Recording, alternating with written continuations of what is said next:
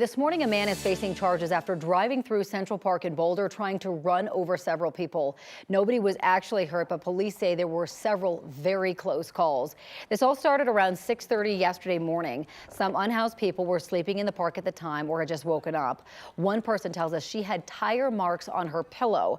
Police say the driver, Bruce Alvey, was trying to hit people on purpose, but haven't said why or if he knew anyone in the park. After driving through the park, police say Alvey left his truck, then broke into an animal hospital a few blocks away.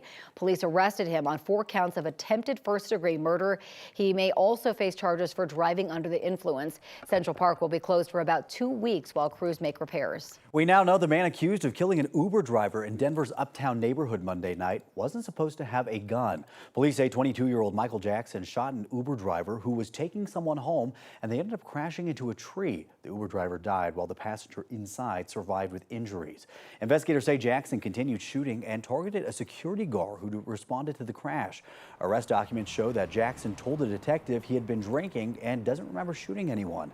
We now know just 2 weeks ago, Jackson went to court after being accused of felony assault, and during that time, he signed court documents saying he didn't have any guns. Detectives say they found 2 guns in the stolen car. They think one may be the security guard's.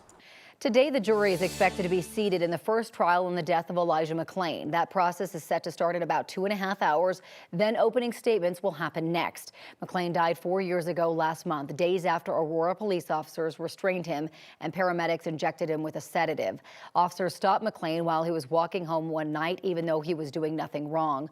McLean died in the hospital 3 days later. This first trial is just for 2 of the officers suspended. APT officer Randy Rodema and former officer Jason Rosenblatt. They're accused of reckless manslaughter and second-degree assault. Trials for the 2 paramedics and 3rd officer accused will happen after this one is over. Well, believe it or not, it's almost time to turn on the heater for the winter, and that means your XL bill will go up. Last year, the rising cost of natural gas meant that some people's bills doubled or in some cases even tripled. XL claims this winter won't be quite so bad. The company is asking state regulators to approve its gas costs starting next month. It's expecting the average household's bill to go up about $11.50 a month, a 15% increase. Small businesses are expected to pay $51 more a month. XL says natural gas is less expensive than it was this time last year. Now, this isn't where XL makes its profits. The company says what it pays to buy gas wholesale is what we all pay. XL profits off of things like building infrastructure projects. Last night, XL's Colorado president spoke with a clean energy group. They asked him if XL should cut into its record profits as bills rise for Coloradans. Are our profits justified? I think the better way to ask the question is, what does Xcel Energy do with its profits? And so I think it's important to recognize that, yes, our profits have increased over time. Understanding the nature of this business, it being a capital intensive business, for every dollar that we earn in profit, we put $3 approximately back into our customers and our communities in the form of investment. Colorado's Public Utilities Commission has to approve the increase to get the gas prices.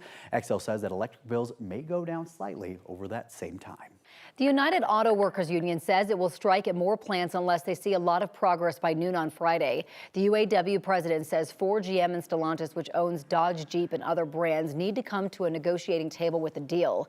They all say they are committed to reaching an agreement. The White House says it's no longer sending a team to Detroit to support negotiations. They're going to speak virtually over Zoom instead. The Writers Guild is planning to start negotiating with studios once again today. Hollywood writers have been on strike since the beginning of May, and the big sticking points are all still around residual pay and protections against artificial intelligence. The union says its members will keep picketing even while reps are negotiating. So far, the Actors Union has not said when they're planning to go back to the negotiating table. It's 6:07 right now, and new this morning, Paramount Plus is removing Russell Brand's comedy special because of the sexual assault allegations against him. The special was released in 2009 and was just taken down yesterday. Other platforms have tried to distance themselves from Brand too. The BBC is also removing some Russell Brand content. YouTube also says Brand won't be able to make any money from his channel. 5 women have accused him of sexual assault or rape dating back many years. He's denied all the accusations against him so far. And taking a live look at our nation's capital on your Wednesday morning, a group of Democratic strategists is calling for an ethics investigation into Colorado Congresswoman Lauren Bobert after she got kicked out of Beetlejuice at the Buell Theater in Denver. The group is called the Congressional Integrity Project. They sent a letter to the House Office of Congressional Ethics pointing out potential rule violations. Bobert was caught on camera inside the theater, vaping, taking selfies, groping her date, and getting groped before staff kicked her out. She has since apologized, but the group says the Congressional Ethics Office has an obligation to investigate what they call, quote, publicly lewd behavior. There is officially a date on the calendar for the first step in an impeachment inquiry against President Joe Biden. The House Speaker set the hearing for next Thursday. House Republicans say they are finalizing witnesses, including members of the Biden family, a financial expert to talk about the family's business dealings, and a constitutional expert to discuss why an impeachment inquiry is warranted. The White House has already pushed back against lawmakers for prioritizing this instead of focusing on avoiding a government shutdown by the end of the month. New this morning, Hunter Biden plans to plead not guilty to gun charges. He was indicted last week on 3 felony charges relating to a gun he bought back in 2018. Prosecutors say Hunter was using drugs at the time, so he wasn't legally allowed to buy a gun. He says he wants to make his not guilty plea virtually rather than in person, but no date has been scheduled just yet. It is now 6:09, and it's been more than a month since the deadly wildfires in Hawaii. And now some of the people hit hardest are getting full college scholarships. The president of the University of Hawaii says some high school seniors from Lahaina will get a full ride at any of the university's campuses. Lahaina was the area most impacted by the wildfires. The president of the university says it's the least he could do to help. All that you have gone through, some of you have lost homes, family members. Your parents have lost jobs. I know it's a really difficult time. And what we want to do at the University of Hawaii is make sure that you have the opportunity to go to college. Pretty incredible. Most students from the high school have been going to classes at a temporary site since the wildfire destroyed their school. The president of the university says about 200 seniors will get scholarships. Honoring our veterans shouldn't be a once-a-year holiday event. More than 250 volunteers are making sure of that today. Yeah, a lot of those volunteers are professional arborists who want to give back. 9 News reporter Courtney Yoon is live now from Fort Logan National Cemetery. And Courtney, today is a day of service there.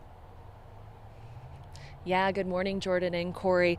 This is the 9th year for Saluting Branches. It's a nonprofit that brings together professional arborists and forestry members to come to the national cemeteries to help beautify the trees here. They donate their skill sets to take care of the trees. They'll be planting a lot today. They say it's a small way to say thank you to our veterans. Today they plan on planting dozens of trees, 42 in total, as well as pruning, removing, and taking care of the other trees here at the cemetery. The nonprofit says the Fort Logan event is the largest in the nation with the most volunteers. Site manager for the event, Luke Kaloran, says last year they had 125 volunteers and they expect to double that number this year. Many of the volunteers today know a veteran buried here. He says a lot of arborists have a military background and that this event means a lot to them. We can structurally prune a tree to enhance it, to make it safer and healthier for its future, right? So we have those skills and those talents that we can apply those on a large scale today, and that's the goal. And they're all actually arriving right now. You can see behind me here that there's some cherry pickers coming in, some stump grinders, some bulldozers. They're going to be doing a lot of work. Again, these are professional arborists who are donating their time, hundreds of them today. If you want to volunteer, you still can. They're taking adult volunteers today. You don't have to be an arborist or a forestry member to help out here, but you can show up to Fort Logan Cemetery and they'll put you to work. Their opening ceremony will start here at 7:45 today. Corey, Jordan. It's some good work they're doing out there, Courtney. We agree. Honoring our nation's heroes should not be a one-day-a-year event. Thank you.